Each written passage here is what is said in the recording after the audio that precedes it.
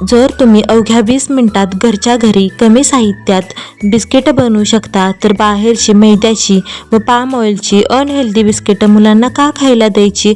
Hello नमस्ते मंडळी, मी पूनम. माझ्या चॅनलमध्ये मी तुमचं खूप खूप मनापासून स्वागत करते.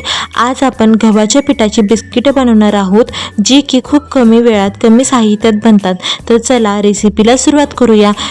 मी इथे सुरुवातीला एका भांड्यामध्ये अर्धा वाटी थंड दूध घेतलेलं आहे आणि त्यामध्ये मी आता पाऊण वाटी साखर टाकून थोडंसं चमच्याने मिक्स करून साईडला ठेवून देत आहे. आपल्याला हे जास्त मिक्स करण्याची गरज नाही. आता त्यानंतर मी एक मोठं भांडं घेतलेलं आहे, त्यामध्ये 1.5 वाटी गव्हाचं पीठ घेतलेलं आहे. त्यामध्ये मी आता 1 वाटी बारीक रवा घेत आहे. तुमच्याकडे जर जाड रवा असेल तर थोडा मिक्सरला वाटून घेतला तरीही चालेल. आता यामध्ये मी 2 चमचे डेसिकेटेड कोकोनट टाकत आहे. तुमच्याकडे जर असेल तर तुम्ही टाका, नसलं तरीही चालेल. मी यामध्ये आता चवीनुसार मीठ आणि 1 छोटा चमचा वेलची पावडर टाकलेली आहे. यामध्ये मी 7 ते 8 बदाम बारीक कट करून घेतलेले आहेत, ते टाकलेले आहेत.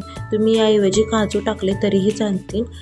आता मी यामध्ये 3 चमचे रूम टेम्परेचरवरचं तूप टाकून घेत आहे. आता हे जे दुधाचं आणि साखरेचं आपण मिक्सचर केलेलं ते मी ह्यामध्ये टाकून घेते. तुम्ही बघू शकता ह्यातली साखर पूर्ण वितळून घेतलेली नाही. तर आता आपण ह्यातलं थोडं दुधाचं आणि साखरेचं जे मिक्सचर आहे ते आपण ह्यामध्ये अर्धं टाकून सुरुवातीला घेऊया आणि पूर्ण मिक्स करून घेऊया. आपल्याला हे थोडं थोडं टाकतच मळायचं आहे, सगळे एकदम असं ओतायचं नाही. तुम्ही बघू शकता मी किती घट्ट पीठ मळलेलं आहे. आता मी याला बिस्किटांचा आकार देऊन घेते. तुम्ही तुमच्या आवडीनुसार बिस्किटांना आकार देऊ शकता.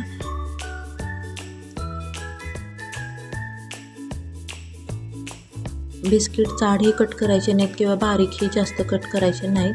तुम्ही बघू शकता ह्या साईजचे बिस्किट कट करायचे आहेत. बिस्किटाला किती पदर छान सुटलेत ते बघू शकता तुम्ही. ही बिस्किटं करायला खूप सोपे आहेत. फक्त एकच टिप आहे की जेव्हा तुम्ही ही बिस्किटं तळायला ठेवाल तेव्हा तेल चांगलं गरम झालेलं पाहिजे व त्यानंतर गॅसची फ्लेम आपल्याला एकदम स्लो करायची आणि बिस्किटं टाकायची आहेत व टाकल्यावर लगेच ती बिस्किटं अशी पलटायची नाहीत. 1 मिनटानंतर ती पलटायची व दुसरीकडे देखील सोनेरी रंगाची अशी होईपर्यंत तळून घ्यायची. चला तर बिस्किट तयार आहेत. तुम्हाला जर ही रेसिपी आवडली तर व्हिडिओला लाईक करा, तुमच्या फ्रेंड्स अँड फॅमिलीसोबत शेअर करा आणि अशाच नवनवीन रेसिपी बघण्यासाठी चॅनलला सबस्क्राईब करा आणि रेसिपी कशी झाली नक्की कमेंट करून सांगा.